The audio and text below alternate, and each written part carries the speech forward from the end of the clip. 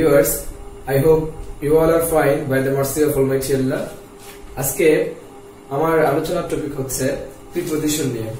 আমরা আশা করি কম বেশি প্রিপজিশন নিয়ে সবাই জানি, আর কারণ আমরা ক্লাস 6 থেকে যত উপরে ক্লাস দিকে উঠি না কেন আমাদের প্রত্যেকটা ক্লাসে প্রিপজিশনের ব্যবহার রয়েছে।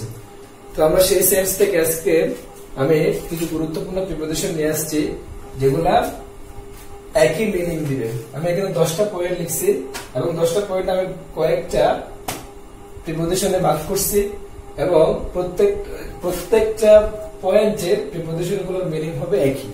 আমরা সবাই জানি প্রিপজিশনের ডেফিনিশনটা, তবুও আমি একটু বলে দিচ্ছি। প্রিপজিশন যদি আমি ইংলিশে ডেফিনিশন দিতে যাই তাহলে হবে preposition is a word which sits before a noun or a pronoun to express its relationship with some other word in a sentence. অর্থাৎ preposition is a word, preposition হচ্ছে এমন একটা শব্দ which যা sits before a noun or a pronoun, যেটা একটা noun বা প্রোনাউনের আগে বসে to express প্রকাশ করার জন্য its relationship ওই ওয়ার্ডটার সম্পর্ক প্রকাশ করার জন্য with some other word। অর্থাৎ প্রিপজিশন নাউন বা প্রোনাউনের আগে বসে বাক্যে ব্যবহৃত শব্দের সাথে তার সম্পর্কটা প্রকাশ করে, এটাই হচ্ছে বেসিক্যালি প্রিপজিশনের মূল কাজ। তো আজকে আমি এই প্রিপজিশন গুলা অনেক ধরনের আছে, অ্যাপ্রোপ্রিয়েট প্রিপজিশন আছে, তারপর কিছু নরমাল প্রিপজিশন আছে, প্রিপজিশনাল ভার্ব আছে, আবার কিছু প্রিপজিশন আছে যেগুলো একদম নির্দিষ্ট, যেগুলোকে আমরা যেভাবে আছে সেভাবে মুখস্থ করে রাখতে হয়, এগুলোকে বলা হয় অ্যাপ্রোপ্রিয়েট প্রিপজিশন।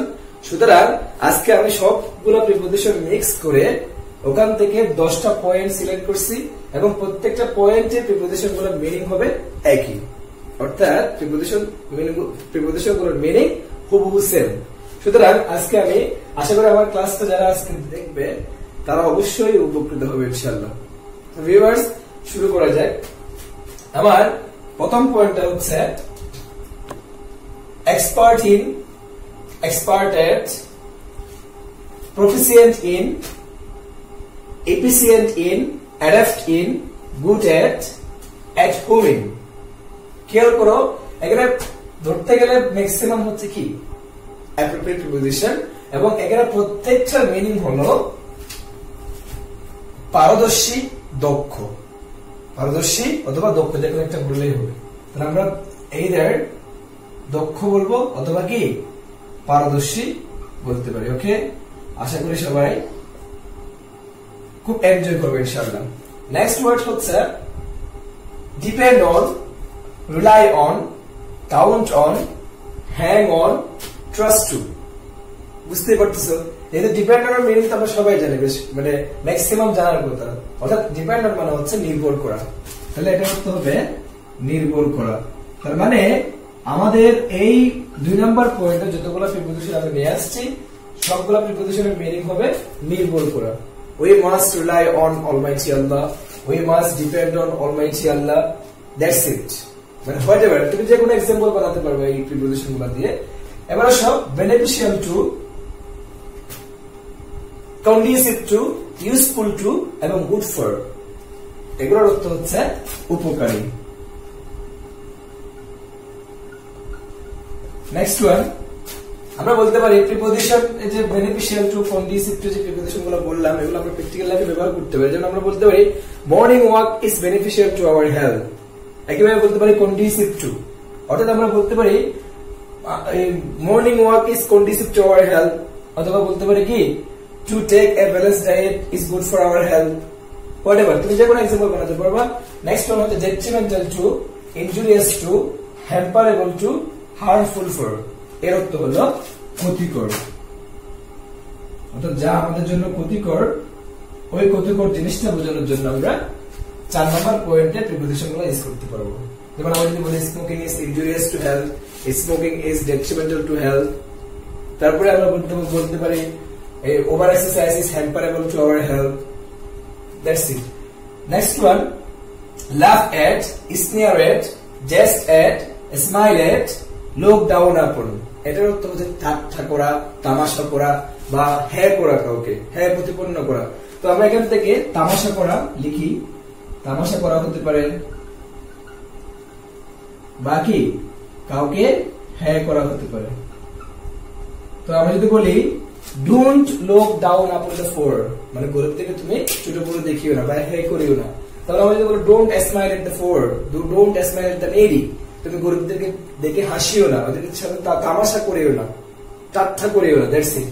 এবার abstain from, prevent from, hinder from, prohibit from, এর অর্থ হলো বিরত থাকা। আমরা বলতে পারি ইসলাম is a kind of religion which prevents us from all kinds of bad acts. অর্থাৎ ইসলাম হচ্ছে এমন একটা ধর্ম যেটা আমাদের সব ধরনের খারাপ কাজ থেকে আমাদেরকে কি রাখে, বিরত রাখে। অথবা আমরা যদি বলি he never abstained from the path of honesty, তিনি কখনো সৎ পথ থেকে বিরত থাকেন না, অর্থাৎ তিনি সর্বদা সৎ পথেই থাকেন। ওকে, এবার আসো adjacent to, close to, near to। আমরা বলতে পারি এর অর্থ হলো নিকটে অথবা নিকটবর্তী। আশা করি তোমরা যতটুকু বুঝতে পারছো। এবং আমরা যদি বলি my house is near to my school, অথবা আমরা উল্টা করে বলতে পারি our school is adjacent to our house, অর্থাৎ নিকটে বা নিকটে বা একদম ক্লোজ আছে বুঝালে ক্ষেত্রে আমরা কি বলতে পারি, নিকটে বা এই প্রিপোজিশন গুলো আমরা ইউজ করতে পারবো। বা এই শব্দের সাথে অ্যাডজেসেন্টের সাথে, ক্লোজের সাথে এবং নিয়ারের সাথে প্রিপোজিশন টু বসলে তার উত্তর হয়ে যাবে নিকটে। I hope you get it. Next one, cling to, adhere to, keep to। এই জায়গায় আমরা যে তিনটা শব্দ নিয়ে আসছি, তিনটা শব্দের সাথে কিন্তু টু বসছে এবং প্রত্যেকটার অর্থ হচ্ছে লেগে থাকা। আমরা বলি না try to always adhere to the path of honesty, he always clings to the path of piety, ধার্মিকতার পথ সবসময় মেনে চলেন, তিনি সবসময় সততার সাথে লেগে থাকেন, এটসেট্রা, হোয়াটএভার। আমরা যে কোনো এক্সাম্পল দিতে পারি, তাহলে তো হচ্ছে লেগে থাকা। Next one, blind to, wink at, indifferent to। blind to, wink at, indifferent to। অনেক সময় হয় না যে মানুষ স্বাভাবিকভাবে অনেক সময় দেখা যায় চোখে দেখেন ন্যাচারালি, ওটা হচ্ছে স্বাভাবিক অন্ধ, যেটাকে ব্লাইন্ড অফ বলা হয়। আর এখানে আমি যেটা নিয়ে আসছি ব্লাইন্ড টু, এটা হচ্ছে যে আসলে আমরা অনেক সময় এমন কতগুলো পিতামাতা আছে যেগুলো তাদের সন্তানরা ফল্ট করলেও সেই ফল্ট গুলো ওরা চোখে পড়ে না, বা ওই ফল্ট গুলো দেখলে ওরা উদাসীন থাকেন। তো এক কথায় বলতে গেলে ব্লাইন্ড টু, উইকেট এবং ইনডিফারেন্ট এর মানে হচ্ছে উদাসীন থাকা বা দেখেও না দেখা, উদাসীন থাকা বা দেখেও না দেখার ভান করাকে কি বলা হয়, ব্লাইন্ড টু বলা হয়, উদাসীন থাকা। That's it. And the final one is, আমরা এখানে এক্সাম্পল বলতে পারি mister Rahim winks at his son's fault, অথবা he is blind to see his son's fault, তার সন্তানের বা তার ছেলের ত্রুটি দেখতে তিনি কি উদাসীন। ঠিক আছে, এবার আসো আমাদের লাস্ট ওয়ান হচ্ছে যে accustomed to, used to, habituated to। এই তিনটা শব্দের অর্থ হলো অভ্যস্ত থাকা। ওকে, অভ্যস্ত থাকা। আই হোপ তোমরা খুব ভালোভাবে বুঝতে পারছো। এবং আমরা যদি বলি এই তিনটা প্রিপোজিশন, অর্থাৎ এই তিনটা ক্ষেত্রে আমরা অভ্যস্ত বা অভ্যাস বোঝাতে বা অভ্যস্ত ছিলাম ওই জিনিসটা বোঝাতে মিন করা হয়। যেমন আমি যদি বলি I accustomed to go to school regularly, আমি যখন মাধ্যমিক লেভেলে ছিলাম বা প্রাইমারি স্কুলে ছিলাম তখন আমি রেগুলার স্কুলে যেতাম, কিন্তু এখন যাওয়া হয় না। ওই জিনিসটা মেন করতে আমরা এই তিন ধরনের শব্দগুলো ইউজ করতে পারবো।